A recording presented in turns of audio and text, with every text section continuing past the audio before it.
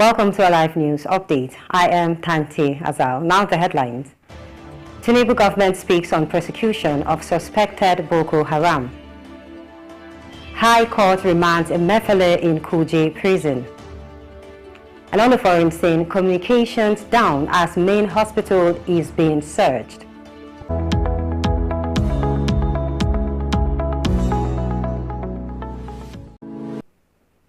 Thanks for joining us.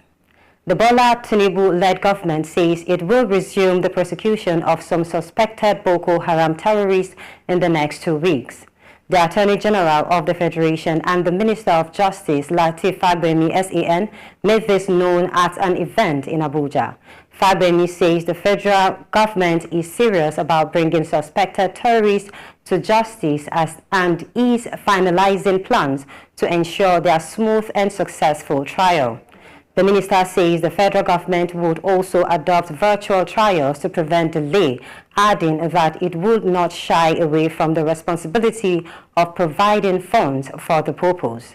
Speaking further, Fagbemi says regional and international cooperation is required in combating money laundering, terrorist financing, and the financing of proliferation of weapons of mass destruction.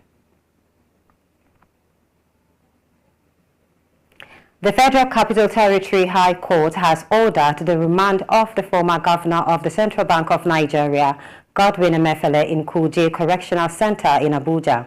The presiding judge, Justice Hamza Muazu, gave the order on Friday and adjourned the ruling on the bail application filed by the former CBN boss.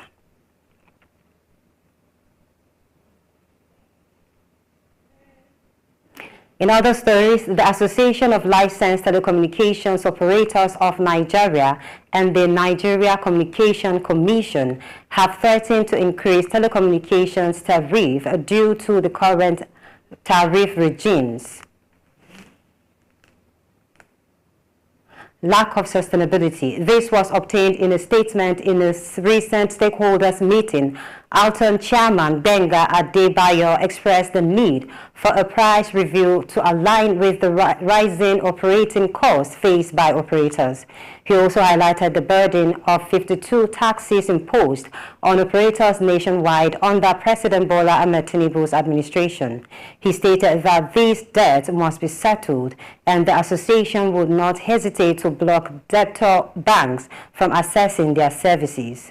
In response, the NCC chairman, Dr. Aminu Maida, assured Adebayo of the support from stakeholders in the sector. He emphasized the importance of setting timelines for resolving the issues discussed during the meeting. Maida also pledged his commitment to the growth of the sector, aligning his actions with President Bola Tinubu's renewed agenda and the policy guidelines outlined by the Minister of Communications, Innovation and Digital Economy, Dr. Bosun Tijani. And away from that, the Appeal Court Abuja Division is set to deliver judgment on the election petitions appeals for the Kano and Bauchi state governorship polls held on March 18, 2023. In the Kano state governorship election petitions appeal, Governor Abba Kabir Yusuf of the New Nigeria People's Party with the candidate of the All Progressive Congress, Nasiru Yusuf Gawuna, as the defendant. The Bauchi State Governorship appeal was filed by the APC governorship candidate, former Chief of Air Staff Sadiq Abubakar, against Bala Mohammed of the People's Democratic Party. Security personnel also fired tear gas to disperse the crowd who tried to force their way into the court premises. Meanwhile, the Bauchi State appeal has commenced with the arrival of the three-member panel. Still on the local stories, no fewer than 6 suspected bandits were neutralized in the burning Gwari local government area of Kaduna State in a recent operation by the troops of the Nigerian Army. The Division 1 Nigerian Army gave details of the operation in a statement issued on Thursday in Kaduna by the Acting Deputy Director of Army Public Relations for the division, Lieutenant Colonel Musa Yahaya. According to Yahaya, the operation was carried out on November 16th by Division 1 troops following reliable intelligence. During the operation, 6 bandits were neutralized and various weapons and items were recovered, including 2 AK-47 rifles, 4 AK-47 rifle magazines, 14 rounds of 7.62 mm ammunition, 40 pairs of bandits' uniforms, and 9 motorcycles.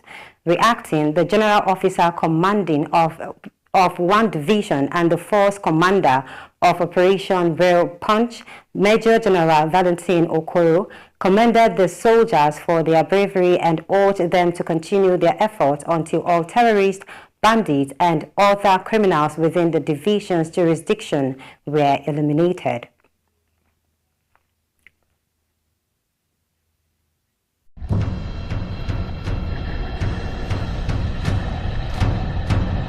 Hello and welcome to Live News.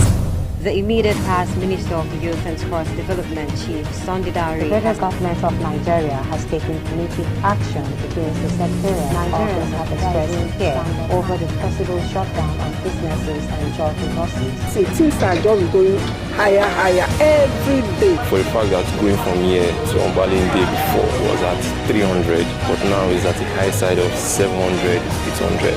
The subsidy costs us trillions of naira yearly. Such as a vast sum of money will have been better spent on public transportation, health care, school, housing, and even national security.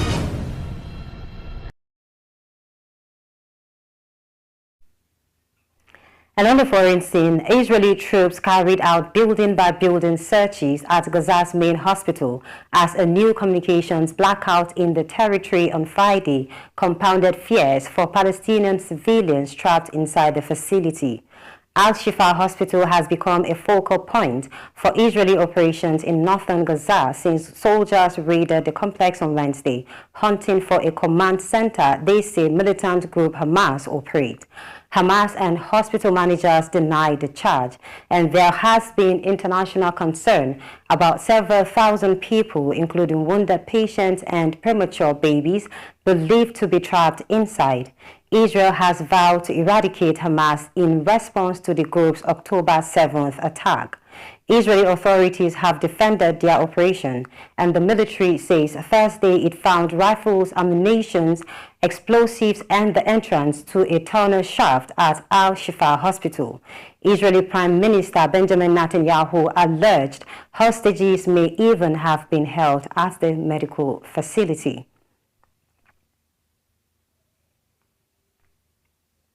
And now in sports, Super Eagles coach Jose Peseiro has insisted that his players didn't perform poorly even though they came from behind to draw with lowly rated Lesotho in Uyo, Akwa Ibom State on Thursday. Lesotho were expected to suffer an emphatic defeat at the hands of the Super Eagles of Nigeria in their opening 2026 World Cup qualifiers, but that wasn't the case as they left Nigeria with a 1-1 draw. After drawing with Lesotho at Godswill Akpabio Stadium, Coach Peseiro stressed that the outcome of the game was not a true reflection of his team's performance. And this is all we have for you at this hour. Follow us on all our social media handles at Alive Television. Join us at 7 for the main bulletin. My name is Tante Azal.